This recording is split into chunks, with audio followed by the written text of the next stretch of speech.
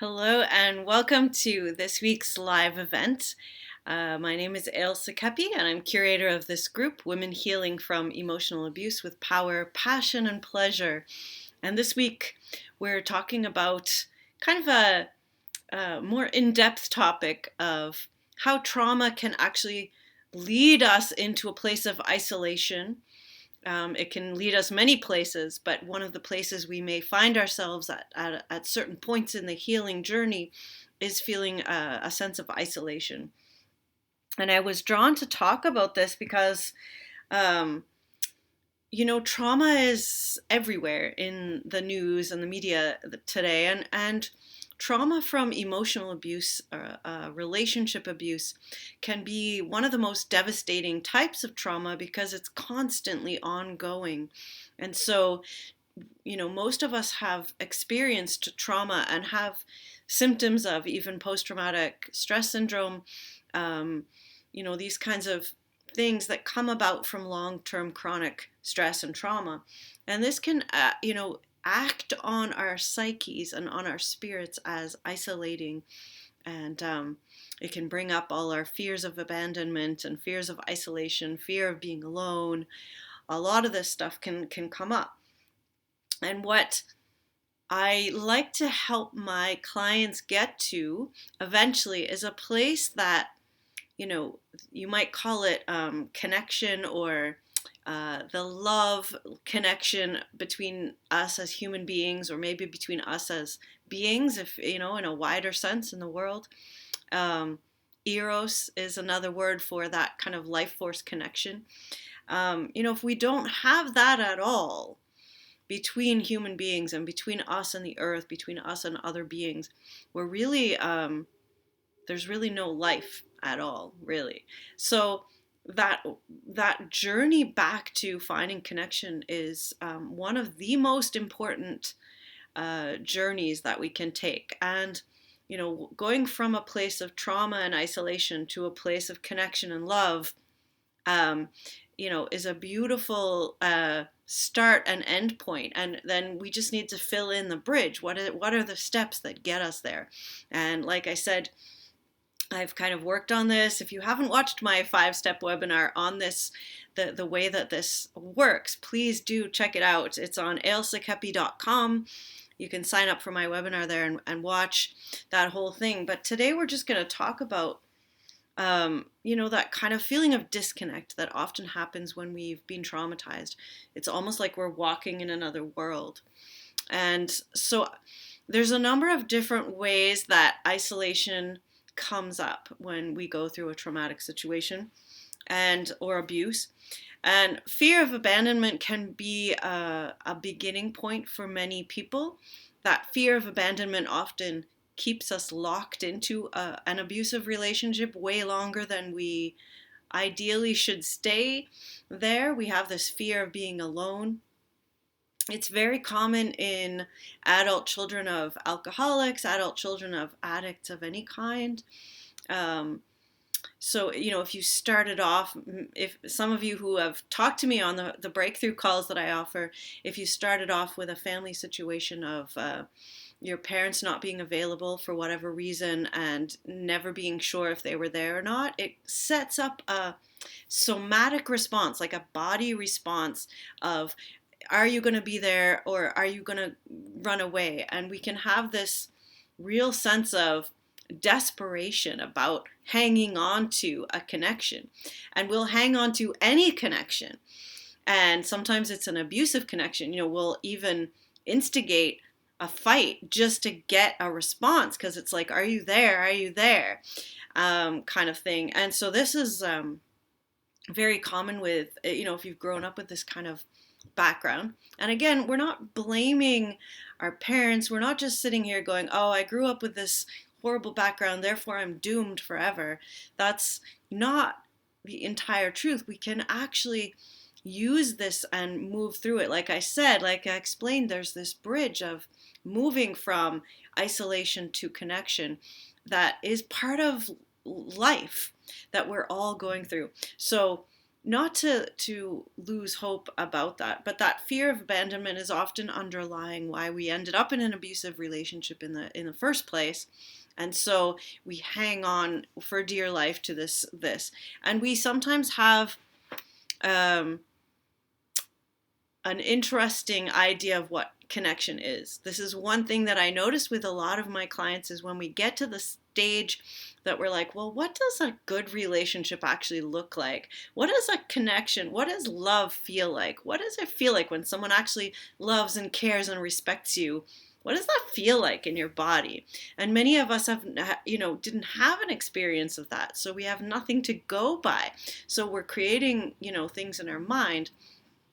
And when we're creating things in our mind, sometimes we're creating a whole different reality up there that we can live in a lot of the time. And, that sense of creating this other realm where we can like create what we want it to feel like, but we're not actually in the real reality.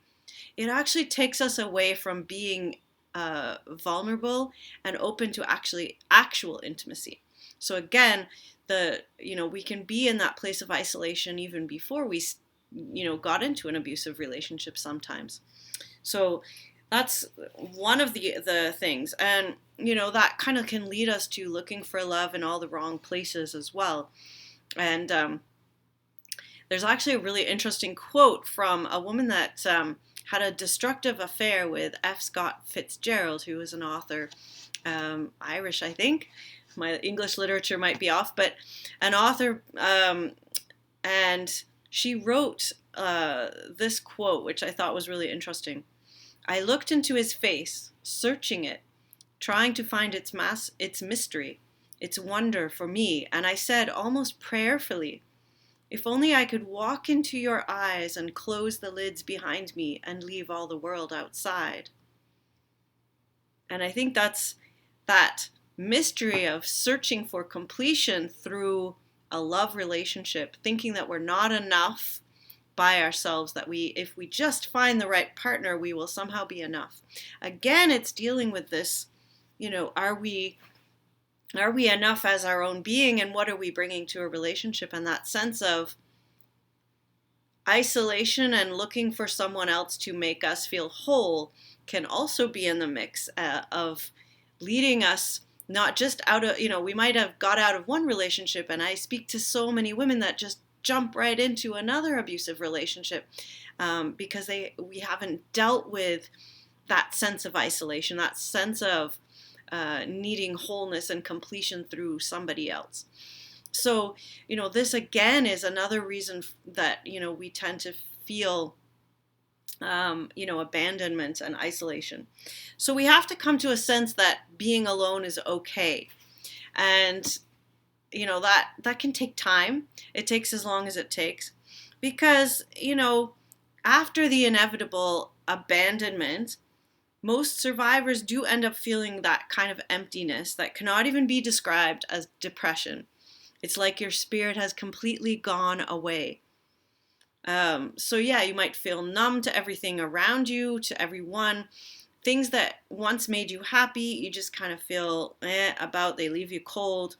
And you kind of worry that this abuser or this abusive relationship has just destroyed your ability to feel connected.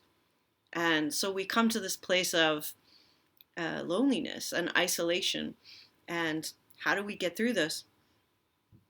And this is something that can be the longest thing to kind of recover from, this kind of being able to reach out again.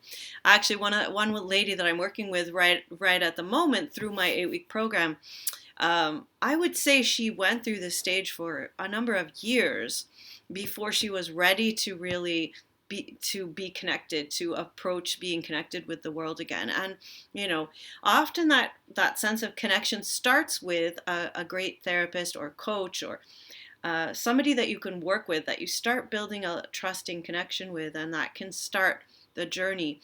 But I would say many people take quite a extended period of time in this place, and having this kind of wounded spirit, if you will, like you've been betrayed, hopeless, lost, all of these things.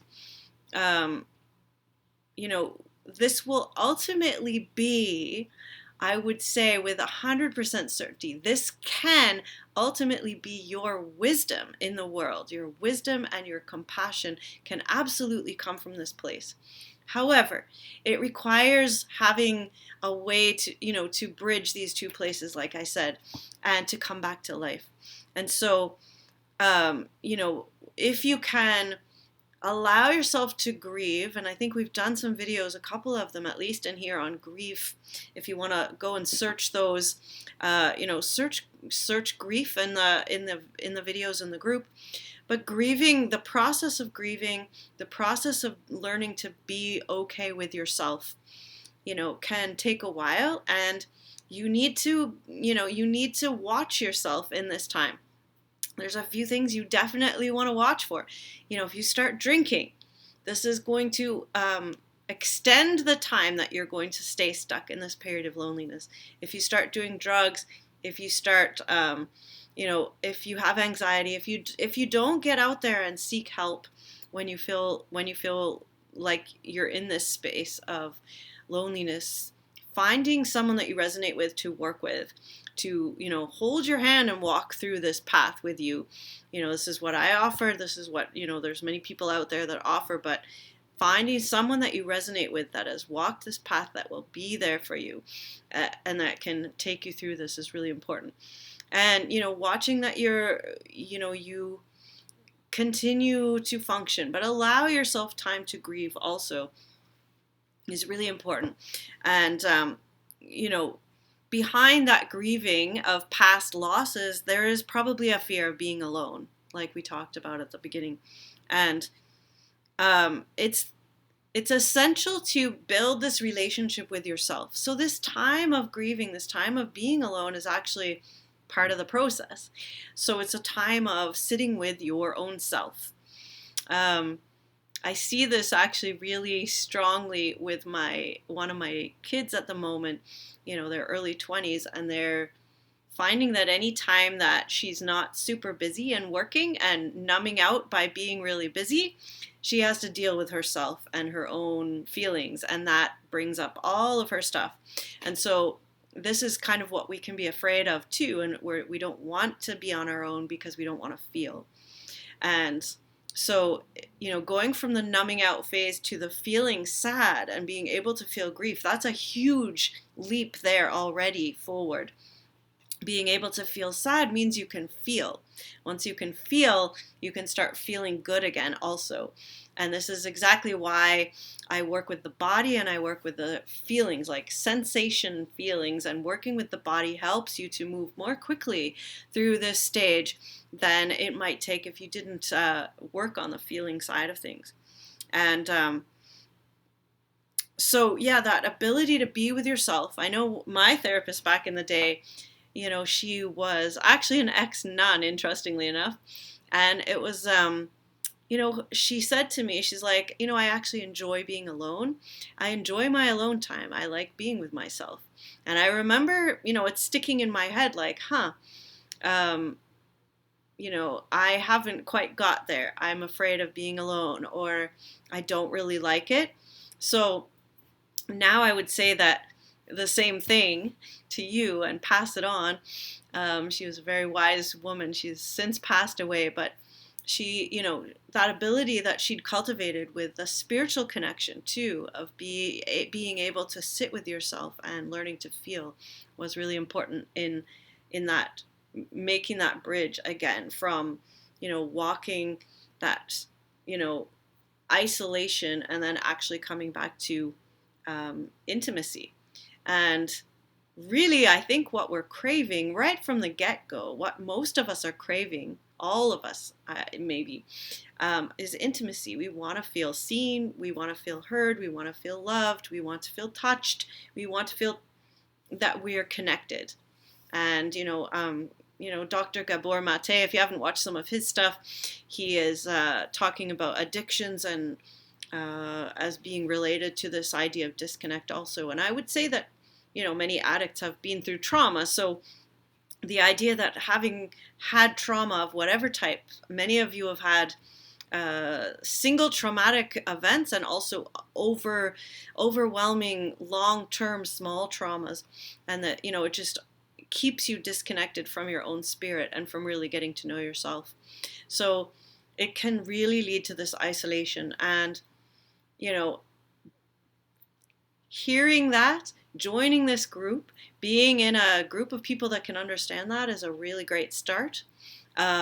Finding someone that you trust, that as a guide or mentor, to walk your way through it. As I outlined in the 5 steps to overcoming the long-term effects of emotional abuse, I definitely recommend watching the webinar. I'll post it in the comments below, but it's www.ailsakeppie.com, AILSAKEPPIE.com. Sign up, watch it. It's free. If you feel called to reach out, keep reaching out. That's one of the things I tell people. If you've reached out and you've joined a group, that's amazing. If you reach out to a group in your area, that's amazing.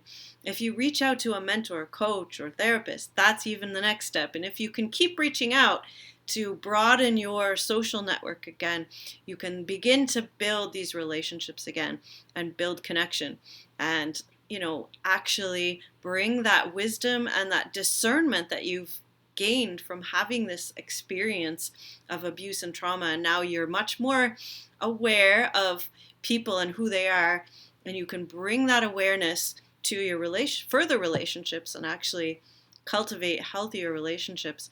This is the process that we all want to go on. So again, if you want to reach out, I do offer free breakthrough calls.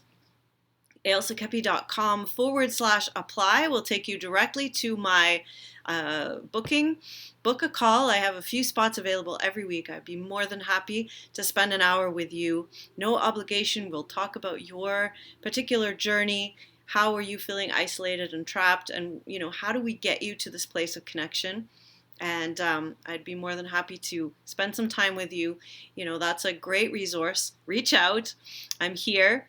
And for all of you that are not in the Facebook group, there's the Facebook group is a great first place to start. It's called Women Healing from Emotional Abuse with Power, Passion, and Pleasure. Look us up on Facebook. Join the group. Join the conversation. Let's build connection between all of us, help lift everyone up and find connection again. And, connection to animals, connection to the earth. We have so much disconnect in the world today. We need all we can get. So I believe that we are those people that can begin that journey back to connection. So it has been wonderful to spend some time with you. Again, my name is Ailsa Keppie. I'd love to speak with you more. Reach out. You can look me up. My website is pleasureforhealth.com. Reach out and let's connect. All right, take care.